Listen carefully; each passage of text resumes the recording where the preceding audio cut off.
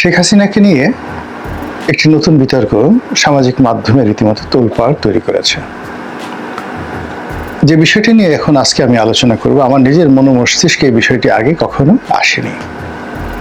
আমরা যারা সামাজিক মাধ্যমে কাজ করি এবং মোটামুটি একটা ট্রান্সপারেন্সি রাখার চেষ্টা করি, আমাদের কথা, আচরণ, তথ্য, উপাত্ত সবকিছুর একটা মান যারা বজায় রাখার চেষ্টা করি, তাদের মধ্যে ফেস দ্য পিউপিল নামক যে একটি অনুষ্ঠান হয়, জনাব সাগর, তিনি গুরুত্বপূর্ণ ব্যক্তি, বয়সে নবীন,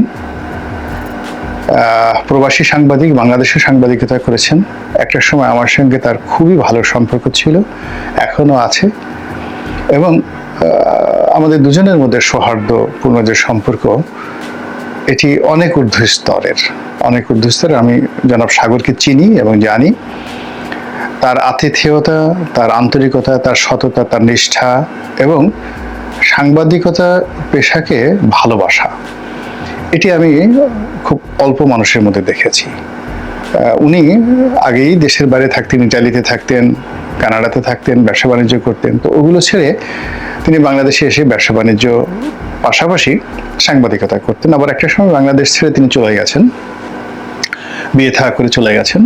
চলে যাওয়ার পর তিনি সেখানে গিয়ে তার ব্যবসা বাণিজ্যের পাশাপাশি আবার এই যে সাংবাদিকতা, এটি শুরু করেছেন। এবং তার যে অনুষ্ঠানটি ফেস দ্য পিউপিল, একটা অনলাইন ভিত্তিক যেগুলো অনুষ্ঠান যারা করেন বা যে অনুষ্ঠানগুলো অনলাইনে খুবই জনপ্রিয় টক শো, তার মধ্যে তার সেই অনুষ্ঠানটি খালেদ মহিউদ্দিনের পর্যায়ের অথবা ক্ষেত্র বিশেষে কোনো ক্ষেত্রে অনুষ্ঠানের যে ভ্যারাইটি, এটি খালেদ মহিউদ্দিন এখন যেটা ঠিকানায় করেন তা সেটা নয়। তিনি যখন DW-তে ছিলেন, ডয়েজ ভ্যালিতে ছিলেন, তখনও তিনি যেভাবে গুরুত্ব পেতেন তার চাইতে সাগর সাহেবের যে অনুষ্ঠান, সেই অনুষ্ঠানের গুরুত্ব আমাদেরই বাংলাদেশের পাঠকদের কাছে কোনো অংশে কম নয়। খালেদ সাহেবও ভালো, সাগরও ভালো। তো এই কথাগুলো বললাম এই কারণে যে এরা দুজনই বয়সে নবীন, আমার ছোট ভাইয়ের মতো, কিন্তু তারা কর্মে বড়, সম্মানিত। তো যার জন্য খালিদ সাহেব বা সাগর সাহেব তারা যখন কোনো একটা কথা বলেন, কোনো একটা স্ট্যাটাস দেন, ওটা আমি গুরুত্ব সহকারে নেই, দেখি এবং পড়ি। তো জনাব সাগরের একটা ফেসবুক স্ট্যাটাস দেখলাম যে তিনি এরকম একটা ফেসবুক স্ট্যাটাস, অন্যের একটা ফেসবুক স্ট্যাটাস তিনি দেখেছেন, এবং তার সেই বক্তব্যগুলো, অর্থাৎ যে স্ট্যাটাস যিনি দিয়েছেন তার সেই বক্তব্যগুলো জনাব সাগরের দৃষ্টি আকর্ষণ হয়েছে এবং তিনি একমত পোষণ করেছেন বলে সেটা আবার শেয়ার করেছেন। এবং সেটা শেয়ার করার কারণে তিনি, যেহেতু জনাব সাগর আমার ফেসবুকের সাথে জড়িত, তো আমিও সেই বিষয়টা দেখলাম এবং আমারও মস্তিষ্কে কিন্তু বিষয়টা নাড়া দেওয়ার কারণেই আজকের এই শিরোনামে কথা বলার চেষ্টা করছি। প্রশ্নটা হলো, শেখ হাসিনা কি দিল্লিতে, কলকাতাতে, আগরতলাতে নাকি ঢাকাতে? এটা কি বুকে হাত দিয়ে আমরা কেউ বলতে পারবো? ভারত বলছে তাকে ফেরত দেবে না, ভারত বলছে তাদের দেশে তারা আছে, ভারত বলেছে বা ভারতের পত্রপত্রিকা এসেছে যে তাকে ভারতে আশ্রয় দেওয়ার জন্য, যাকে বলা হয় একটা পলিটিক্যাল ঐক্যমত হয়েছে, সমস্ত রাজনৈতিক দলগুলো বৈঠক করে তারা সেখানে তাকে স্থান দিয়েছে। 2 নম্বর হলো যে আমরা পেপারে দেখেছি বা খবর শুনেছি যে তাকে ট্রাভেল পাস দেওয়া হয়েছে, ইত্যাদি ইত্যাদি অনেক বিষয়, এবং তাকে আশ্রয় দেওয়া হয়েছে, তাকে সম্মানিত মেহমান হিসেবে রাখা হয়েছে। এই সকল কথা ভারতীয় কর্মকর্তারা বলেছে, কিন্তু এটা যে কৌশল নয়, এটা আমরা বুঝবো কি করে? এর কারণ হলো, কেবল ভারত নয়, আমেরিকার মতো অনেক বড় বড় যাকে বলা হয় রাষ্ট্র, ইংল্যান্ড, তারা এরকম অনেক ক্ষেত্রে দেখা গেল যে কাউকে তারা জেলখানায় পুরে রেখেছেন, কিন্তু বললেন যে আমরা চিনি না, জানি না কোথায় আছেন, বা তাদের জিম্মায় রয়েছে, মেহমান হিসেবে রয়েছে, তারা হয়তো প্রচার করলো, মেরেই ফেলা হয়েছে।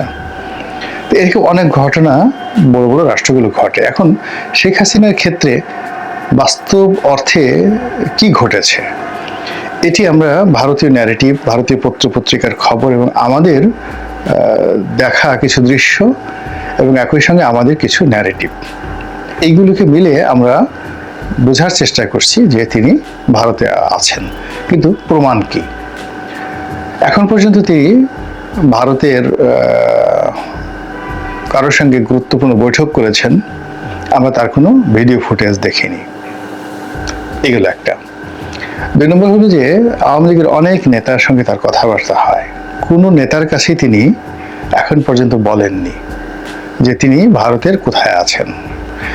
এবং তার সঙ্গে ভারতের যে সকল নেতা রয়েছেন আওয়ামী লীগের, সাংবাদিক রয়েছেন এবং তার অনেক ব্যক্তিগত বন্ধু রয়েছেন কলকাতাতে এবং দিল্লিতে। শেখ হাসিনা যেহেতু 75-15 আগস্টের পরে দীর্ঘদিন দিল্লিতে ছিলেন, ফলে ওখানকার রাজনৈতিক অঙ্গন, সাংবাদিক অঙ্গন, এমনকি চলচ্চিত্রের অঙ্গনে তার ব্যক্তিগত বন্ধু রয়েছে।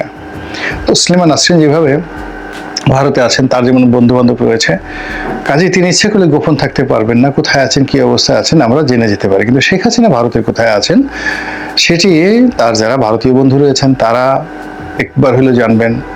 জয় জানতেন, পুতুল জানতেন। পুতুল তো যাকে বলা হয় দিল্লিতে আছেন। এখন পুতুলের সঙ্গে তো তার কোনো ছবি আমরা এখন পর্যন্ত গত 7 মাসে দেখিনি। পুতুলের সঙ্গে তার সাক্ষাৎ হয়েছে এরকম কোনো দৃশ্য আমরা দেখিনি।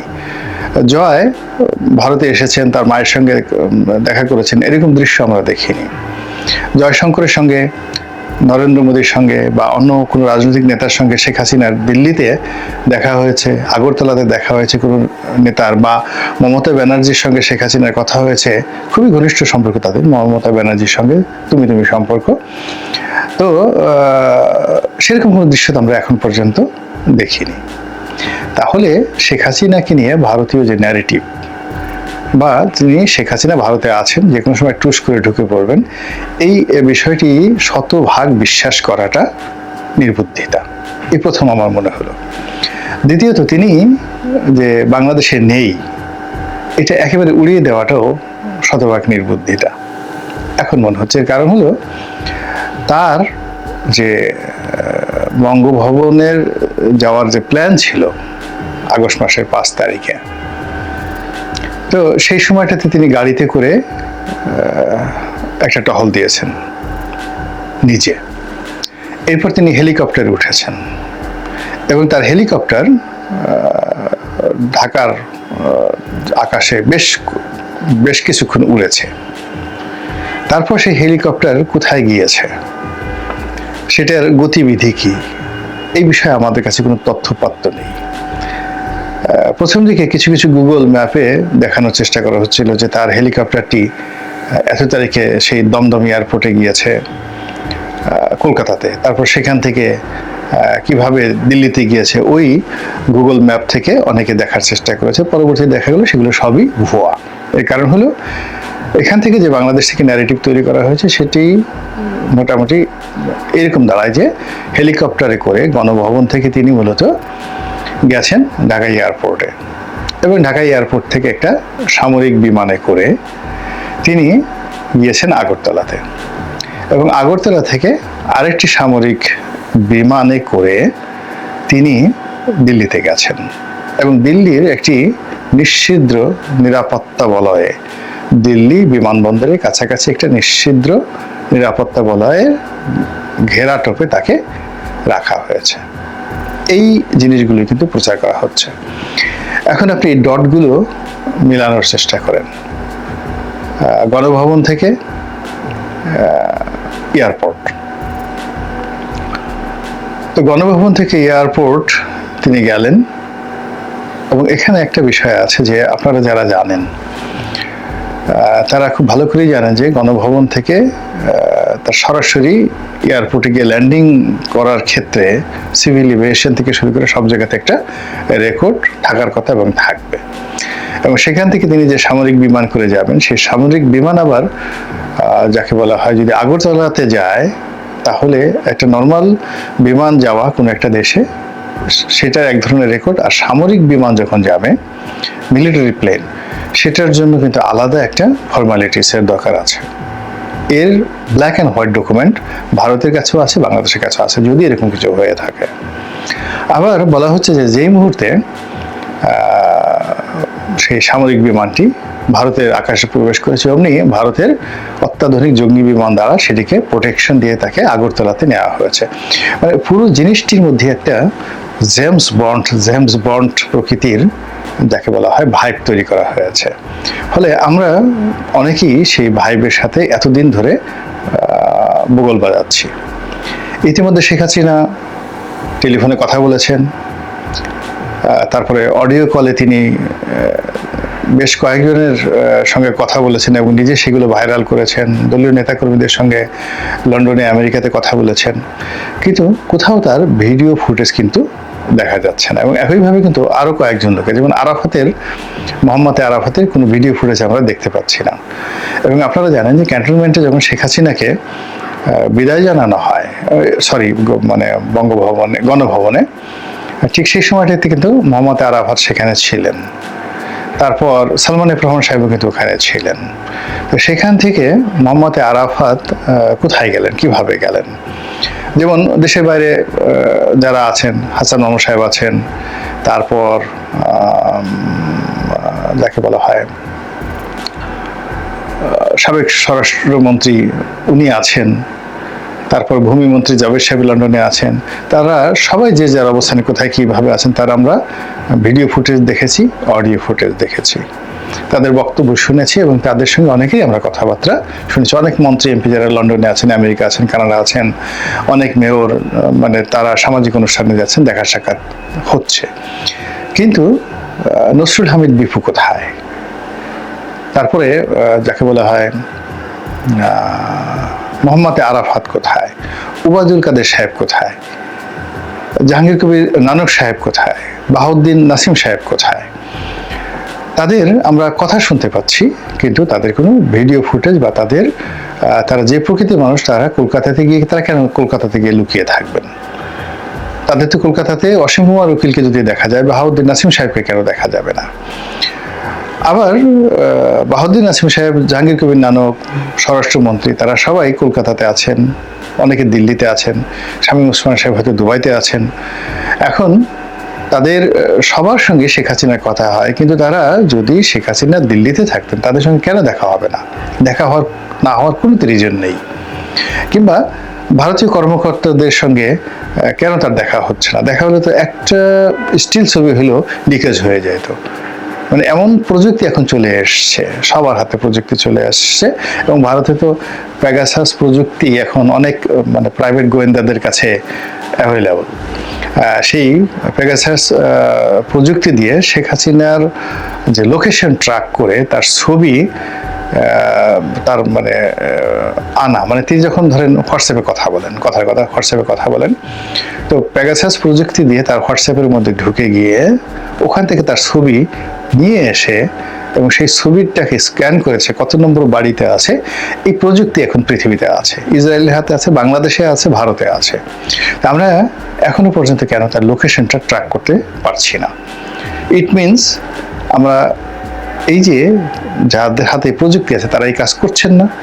আর অনেকে এই ব্যাপারে আগ্রহ হচ্ছে না, বিকজ তাকে নিয়ে এতগুলো ভাইব তৈরি করা হয়েছে। সেই ভাইবের কারণে আমরা ইন্ডিয়ান ন্যারেটিভগুলো বিশ্বাস করে শেখ হাসিনা যে দিল্লিতে আছে এটা শতভাগ বিশ্বাস করে বসে আছি। অথচ আপনি যদি তার কথাবার্তাগুলো বিশ্লেষণ করেন যে আমি বাংলাদেশের খুব কাছাকাছি আছি, যে কোনো সময় টুস করে ঢুকে পড়ব, এই কথাগুলো।